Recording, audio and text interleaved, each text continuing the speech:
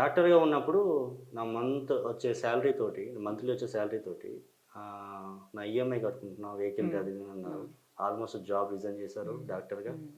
ప్రస్తుతం ఎంపీగా అయ్యారు. హ్మ్. ఇప్పుడు శాలరీ ఆల్మోస్ట్ 2,50,000 ఉంటుందనుకుంటా. అంటే కాదు.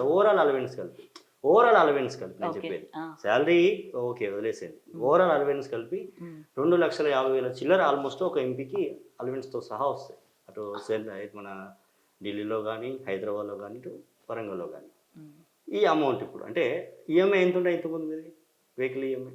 39,000 ఓకే. ఆల్‌మోస్ట్. ఇప్పుడు కారు గవర్నమెంటే ఇస్తది మీకు హ్మ్. వెహికల్. మీకు చెప్తాను యోగి. హ్మ్. నేను ఒకటేందంటే ఇప్పుడు ఏంది ఆదాయం కంటే ఖర్చులెక్కువ అనేది. అవును. ఇప్పుడు నాకు తెలిసి 2.5 కూడా వస్తే రావు. 2 హ్మ్. వరకు రావచ్చేమో. హ్మ్. అక్కడ ఒక ఢిల్లీలో ఒక ఇల్లు మెయింటైన్ చేయాలి. అక్కడ విచిత్రం ఏందంటే మనం 4 నెలలు ఉన్నామా అక్కడ, 3 నెలలు ఉన్నామా అనవసరం వాళ్ళకి. సంవత్సరం అంతా కూడా డ్రైవర్‌కి పే చేయాలే, అవును. కుక్‌కి పే చేయాలే, హౌస్ క్లీనింగ్‌కి పే చేయాలే. ఈ అంత 3 అక్కడ మెయింటెనెన్స్ ఒక ఉంటుంది. పీఏ ఉంటాడు. అవును. అవును. మళ్ళా ఇక్కడ అదే సేమ్ సీన్. హ్మ్. సో, ఈ విధంగా ఆహ్, రావడం కంటే పోవడమే ఎక్కువుంటది మనకి. హ్మ్. ఇప్పుడు ఢిల్లీకెళ్ళినారు కదా! ఆ! అంటే ఢిల్లీకెళ్ళినప్పుడు అప్పుడు అంటే మామూలుగా నాన్నతో ఉన్నప్పుడు ఏదైనా టూర్‌లు గట్లా ఏసేదేమో సమ్మర్ హాలిడేస్‌లో హ్మ్. హ్మ్. సంథింగ్. హ్మ్. మీరు చదువుకునే టైంలో గానీ, యాస్ ఎ డ్యూటీ టైంలో హ్మ్. ఫ్యామిలీ వెకేషన్ అట్లా ఉండొచ్చు. ఇప్పుడు అంటే పొలిటికల్ లీడర్‌గా హ్మ్. ఢిల్లీకెళ్ళినప్పుడు నాన్నతో ఎట్లా అనిపించింది? ఎప్పుడు? మొన్ననా?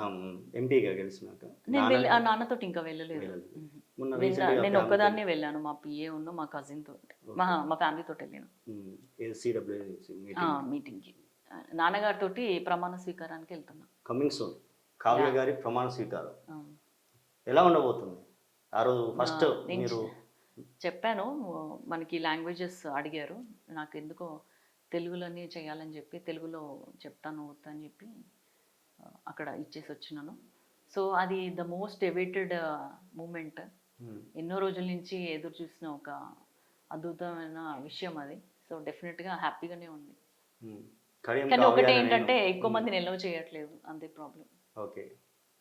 హ్మ్. మొత్తానికైతే ఎంపీగా మా వాళ్ళందరూ గూడా రెడీగా ఉన్నారు. కార్యకర్తలు గాని, నాయకులు గాని. అవును.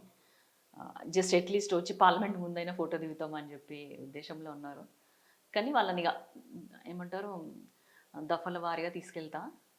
ఇప్పటికైతే ఒక 5 మెంబర్స్‌ని ఎలో చేస్తారంట. పార్లమెంట్‌లో వాయిస్ ఎలా ఉండబోతుంది కడియం కావ్యది?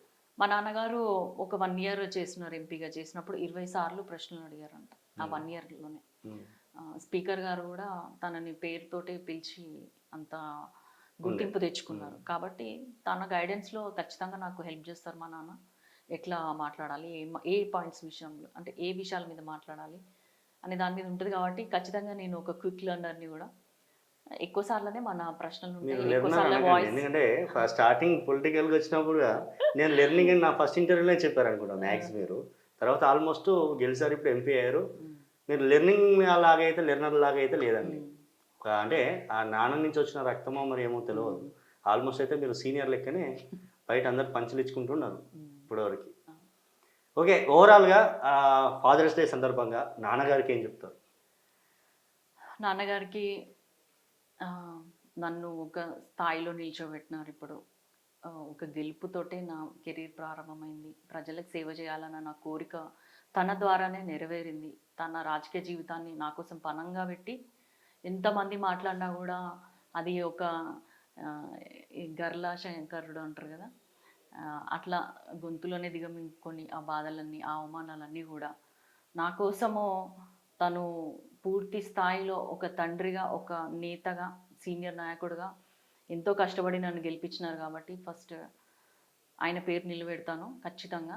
ప్లస్ తను ఎట్లాగైతే నీతిమంతమైన పాలన అందించాడో, అదేవిధంగా నేను గూడా క్లీన్‌గా నా కెరీర్ ఉండే విధంగా నేను మలుచుకుంటాను. అదే మా నాన్నగారికి నేను ఇచ్చే పెద్ద గిఫ్ట్ అని నేను భావిస్తున్నాను. ఎక్కడికి పోయినా కడియం శ్రీహరి కూతురు కాకుండా కడియం కావ్య వాళ్ళ ఫాదర్ కడియం శ్రీహరి అనిపించే విధంగా నేను పనిచేస్తాను. అసలైన తొలి వెలుగు. ఫాలో వాట్సాప్ @తొలి వెలుగు official.